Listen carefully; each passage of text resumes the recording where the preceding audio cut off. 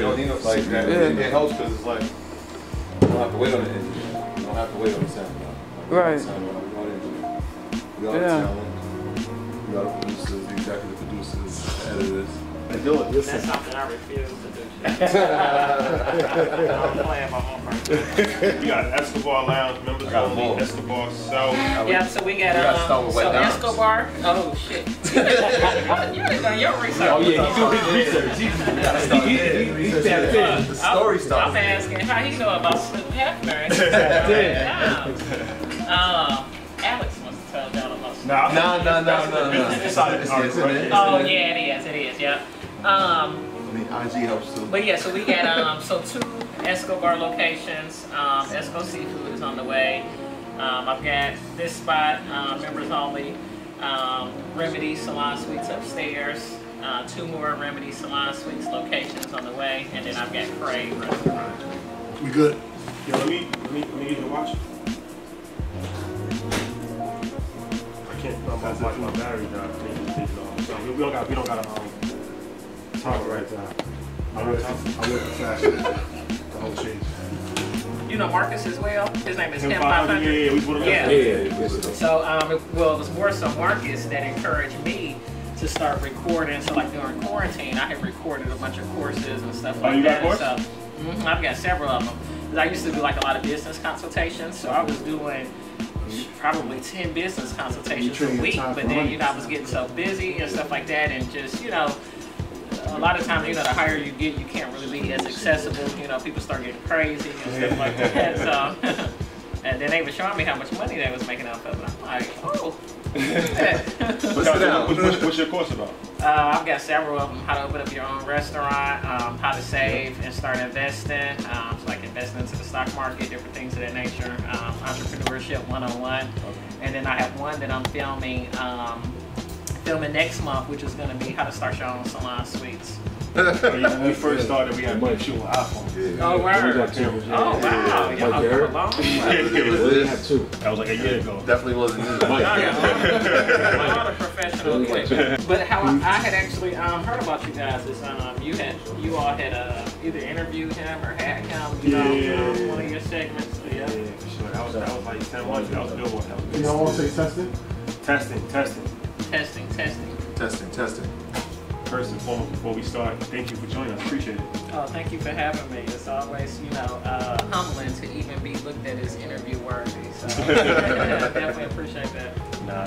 So let's start at the beginning because, like I said, your story's interesting.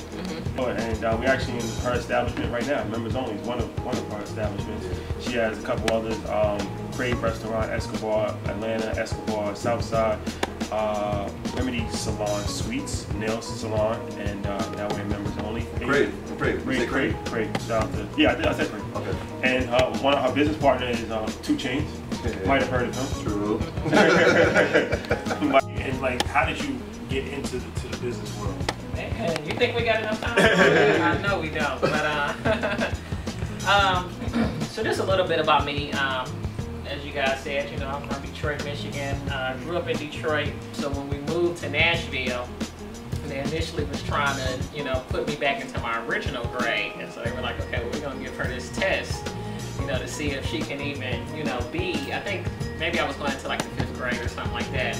And so when they tested me, I actually tested for the 7th grade. And so my mom was like, nah, just at least let her be in the 5th grade. I'll put her in the 3rd grade, but, she's only, such and such. I think I was like 8 at the time, you know what I'm saying? So, anyway, started school young, ended up getting pregnant the first time I had sex when I was in high school. So I had my daughter extremely young, got pregnant when I was 14, had her when I was 15, and kind of just kept it as a secret, from my whole family. Was really just, the terrified kid.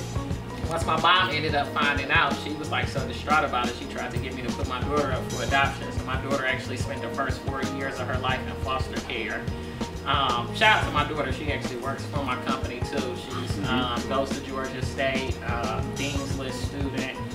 Definitely one of the parts of my life that I'm extremely proud of. Everything definitely happens for a reason. I feel like your legacy is being cemented. Your story is incredible.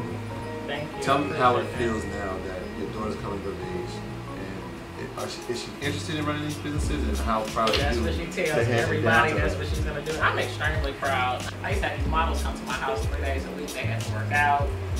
Some of them lived with us. Child, it was crazy. I had 3 stripper poles in the house. I mean, those was the days. Yeah. So anyways, ended up doing my first spot with some people that just, you know, were not good business people. I didn't have good business practices at the same time myself. Wasn't as familiar with, you know, the licenses and the requirements and things of that nature that were required to be legally open. And Nashville at the time was not a city either that promoted black businesses, especially not the way that Atlanta does. So I ended up losing my entire investment, and that spot was shut down within about 2 months. So how much money did you lose? I lost $40,000 in that spot.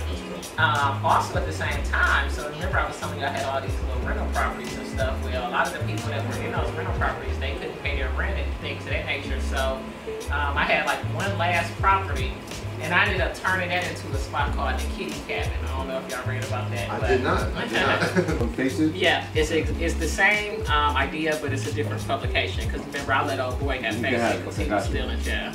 So I had an edition. So I ended up having 5 different editions, and then ended up moving here to Atlanta, Georgia, and doing it here in Atlanta as well. After that newspaper thing, I really did not know what I was going to do. I was in that same girlfriend's boutique. My daughter was outside selling bottled waters. I was inside selling $5 smoothies, and now I have a restaurant on that same street right down the street. You know what I'm saying? And just really didn't know. I had made some t-shirts and was selling those, you know what I mean? And just really did not know what I was going to do next. Literally, our sales at every location are up by about 35 to 40%. That Escobar downtown location I'm talking about, when we closed, we were doing 80,000 a week. We're doing like 140,000 a week now. We've got so many, and a lot of it is out of towners. You got a lot of Philly, a lot of Detroit, a lot of people from Miami are starting to come up. Miami currently has a curfew now. They got to go to bed at 8 p.m. Really? But yeah. So it's people in Atlanta are extremely blessed. You're seeing people buying G-Wagons every other day. You know, people are jugging. They get these fraudulent SBA loans, and they are stimulating this city. You know, I think Atlanta is going to be one of the only cities that's not gonna, you know, have any, you know, issues. You know, come next year. Found me that. And then he was like, let me show you this spot downstairs, you know, you may like this. And, you know, I came down here and saw this, and I was just like, this might be cool, you know. I hadn't done another lounge in like 2 years, and so that was how I found this. You know, so we had already made a decision to open, and that was on the Shade Room. 2 Chainz got a lot of shade for that.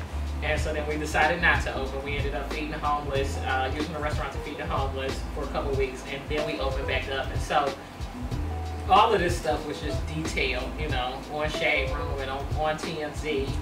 And I think that that's what got the attention of the Escobar family. And I just think they kind of fishing for something.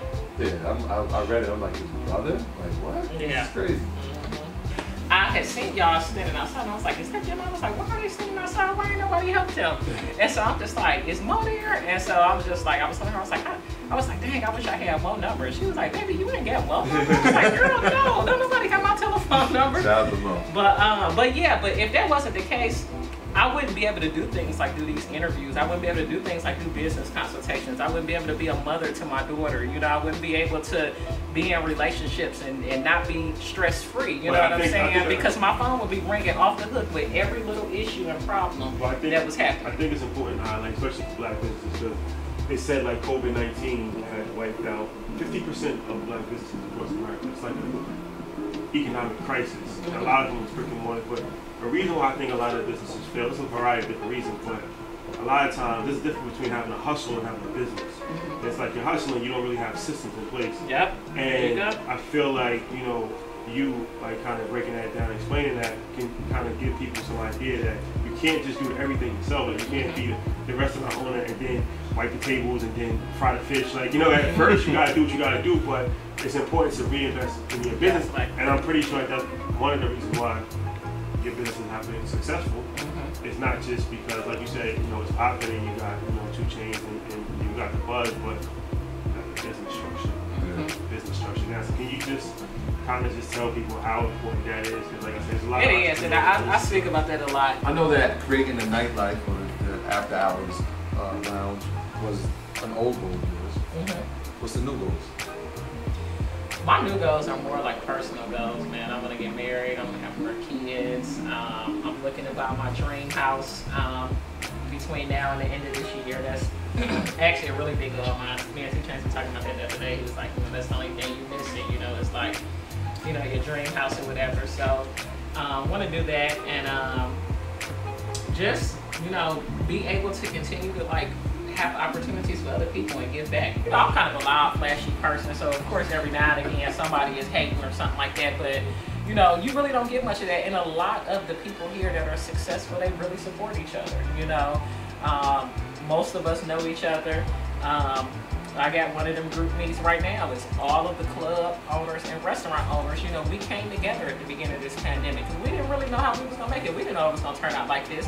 We didn't know they was gonna start giving out money like it was apple pies. You know what I'm saying? We didn't know that. Crazy. Yeah, we didn't know that. You know, the city was gonna open back up so soon and that we were gonna be okay. And you know, we still had this group meeting and help each other out. You know what I'm saying? So, I think that's a big thing. You know, it's a lot of inspiration here. There's a lot of events and seminars and, you know, people that are successful, they put together, you know, like little different things for other people to be able to come out and learn how they can be successful as well. So I had never had stuff like that in Nashville, never even known of things like that in Nashville, but here, you got stuff like that going on all the time. Yeah, and it's crazy, like, our mutual friend Alex Good Energy, so, you know, with him and his whole crew, Mr. 2 Weeks Out, him 500, shout out to all of those guys. And again, every week, Neo Davis, they meet like once a week and they just share different ideas. And I was just telling my friend Jamal, I'm like, yo, this is dope. Like, yeah. I just paid $5,000 to do him 500's class next month. You know what I mean? I'm like, I don't know everything.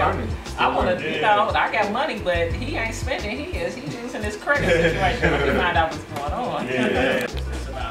So anyway, he takes me to the back, tells me there's a warrant for my arrest in Nashville, Tennessee.